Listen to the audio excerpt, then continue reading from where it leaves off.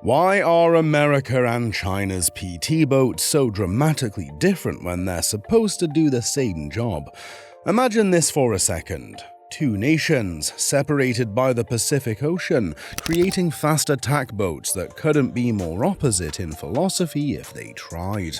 You'd think a torpedo boat is a torpedo boat, right? Here's the mind-blowing truth. American patrol torpedo boats, or PT boats, were built like hot rods with a death wish, while Chinese boats were engineered like precision scalpels. But here's where it gets wild.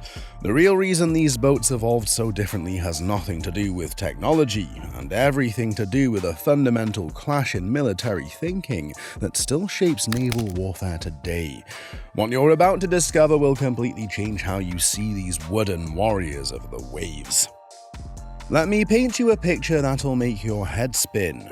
During World War II, while American PT boat crews were basically marine cowboys, riding 80-foot mahogany plywood Broncos powered by triple Packard engines, halfway across the world, China was fighting a land war with virtually no naval capability. So here's the kicker. The Chinese PT boat story actually begins in the 1950s, when they received Soviet torpedo boat designs. This timing difference is crucial to understanding why these boats evolved so differently. Now, before we dive into the nitty-gritty, let's get one thing straight. When I say PT boats, I'm talking about those small, fast torpedo boats that made their mark starting in World War II, not those massive modern patrol vessels that look like they ate their ancestors for breakfast. We're talking about the boats that could dance on water, slip through enemy lines, and deliver a knockout punch before anyone knew what hit them. The American PT boat story starts with a bang. Literally, these boats were born from a philosophy that I like to call maximum chaos, minimum subtlety. The most famous of these speed demons were the Elco 80-footers and the Higgins 78-footers. And let me tell you something that'll blow your mind. These boats were basically built like race cars with torpedoes strapped to them.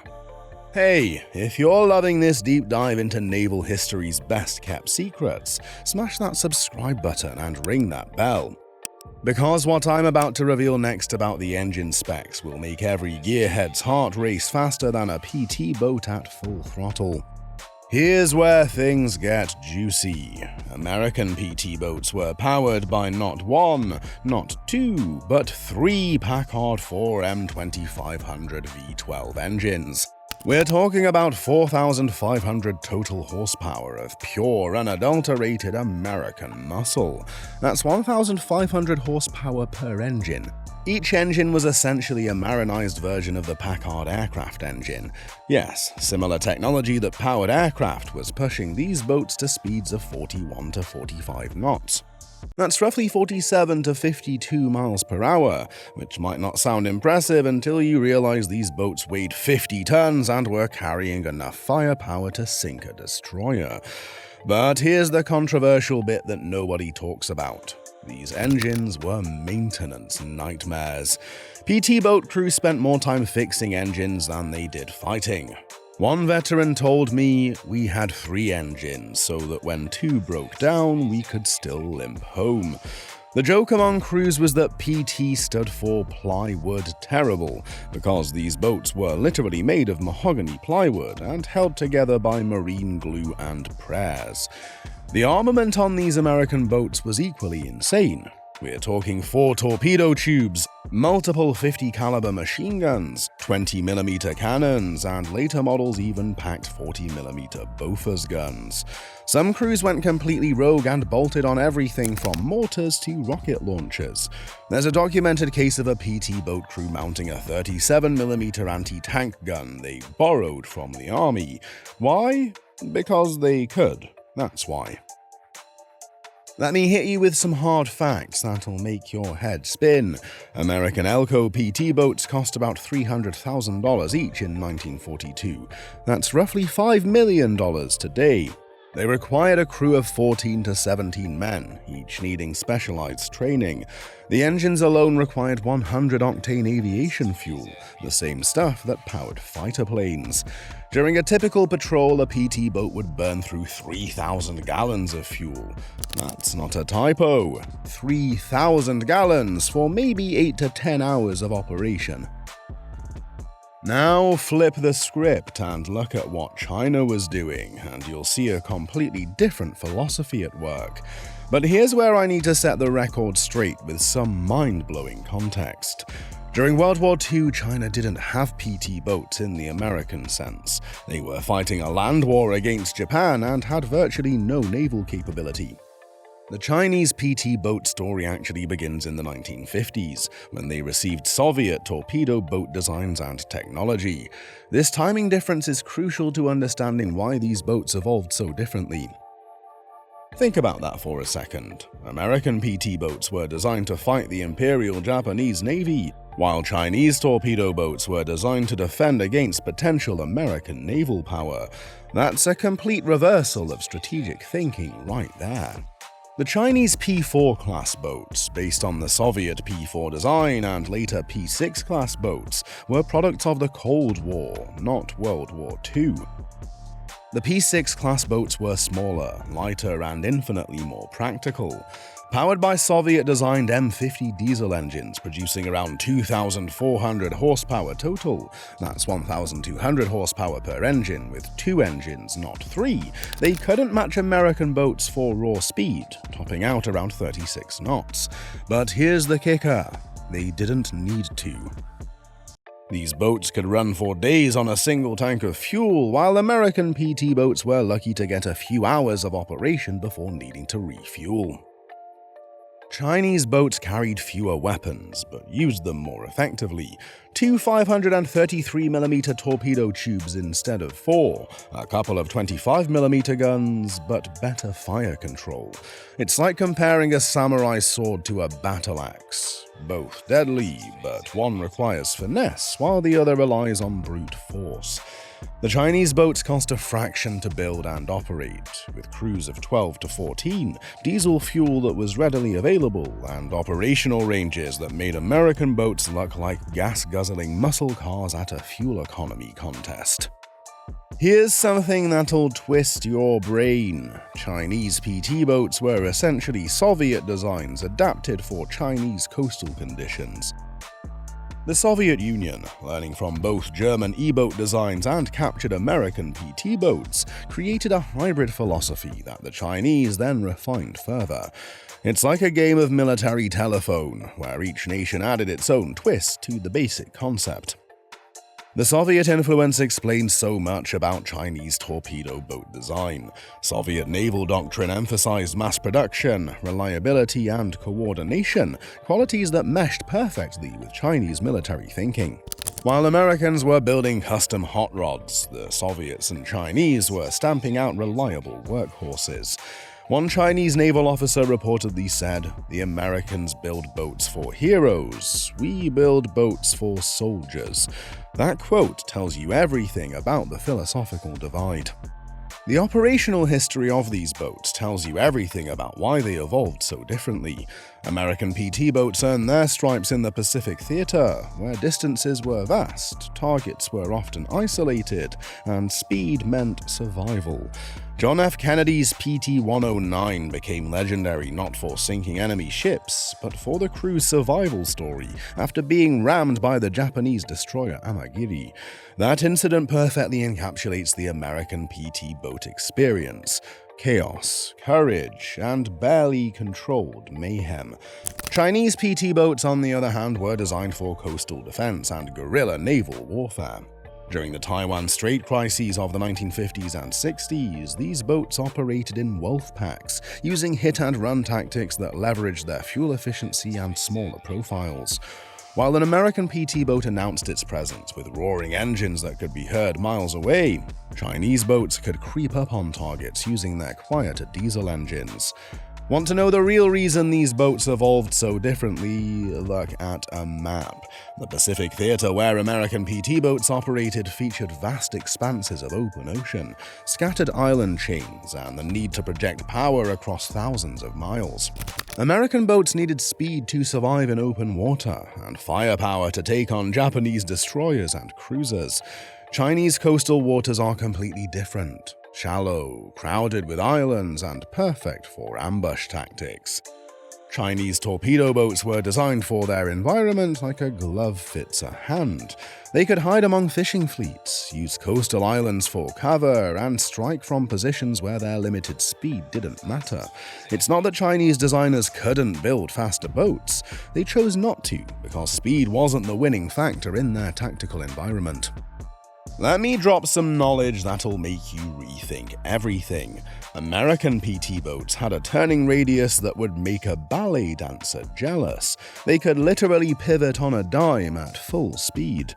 But this agility came at a price. The hull design that gave them this maneuverability also made them absolute torture chambers in rough seas.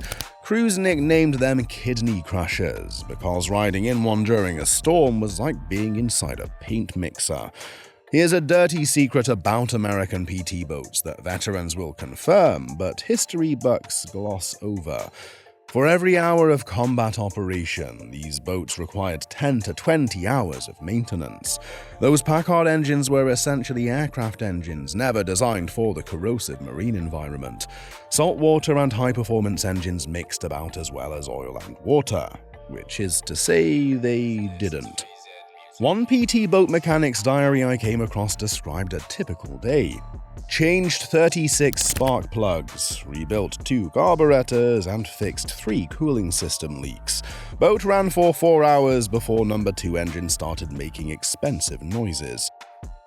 The Chinese approach of using proven marine diesel technology might have seemed less exciting, but it meant their boat spent more time patrolling and less time in maintenance. Chinese boats, with their more conservative hull designs, couldn't match that agility, but offered something American boats never could: stealth. The combination of diesel engines, smaller size, and different construction materials made them significantly harder to detect on radar. While American boats were playing checkers with speed and firepower, Chinese designers were playing chess with detection and survival. Here's a fact that'll cuck your noodle. American PT boats had a combat life expectancy measured in months, not years. The combination of wooden construction, extreme operational stress, and those temperamental engines meant most boats were essentially disposable. Chinese boats, built for longevity, could serve for decades with proper maintenance. Still with me? Good, because what comes next is where things get really wild. Before I blow your mind with the modern descendants of these boats, do me a favor, hit that like button if you're learning something new, and drop a comment below telling me which philosophy you think worked better. I read every single comment, and the best ones might just inspire our next video. There's a deeper cultural element here that military historians often miss. American PT boats' doctrine reflected American culture, individual initiative, mechanical complexity, and the belief that technology could overcome any obstacle. PT boat captains were encouraged to be cowboys, to take risks, and to innovate on the fly. This produced spectacular successes and equally spectacular failures. Chinese doctrine reflected a culture that valued collective action, long-term thinking, and strategic patience. Their boats operated in coordinated groups, using tactics that had been carefully planned and practiced. Where an American PT boat captain might charge in guns blazing, Chinese commanders would wait for the perfect moment to strike. It's not about courage, both require tremendous bravery. It's about different definitions of what constitutes smart warfare. Fast forward to today, and the DNA of these different philosophies is still visible in modern naval design. The American approach evolved into things like the littoral combat ship. Fast, heavily armed, technologically complex, and controversial for its maintenance issues. Sound familiar? It's like PT boats never really went away, they just got bigger and more expensive. Chinese naval design has maintained its focus on practical, efficient platforms. Modern Chinese fast attack craft emphasize stealth, range, and missile technology over raw speed and gun armament. They've taken the PT boat concept and adapted it for modern warfare, creating vessels that can launch anti-ship missiles from beyond visual range, something those old torpedo boats could only dream of. Here's the controversial bit that'll ruffle some feathers. Neither approach was definitively better. American PT boats were perfect for American needs in the Pacific War, where individual initiative, mechanical reliability issues be damned, and overwhelming firepower could turn the tide of a battle. Chinese boats were ideal for coastal defense, where efficiency, sustainability, and coordinated group tactics mattered more than individual boat performance. The real lesson: these boats reflect the fundamental military philosophies of their nations. Americans built boats that embodied their go big or go home attitude. Maximum firepower, maximum speed, and deal with the consequences later. The Chinese built boats that reflected long-term thinking, efficiency, and the understanding that sometimes the best weapon is the one that's still operational when the fight is over. Today, when you see a US Navy vessel bristling with the latest tech and weapon systems, you're seeing the spiritual successor to those crazy PT boats.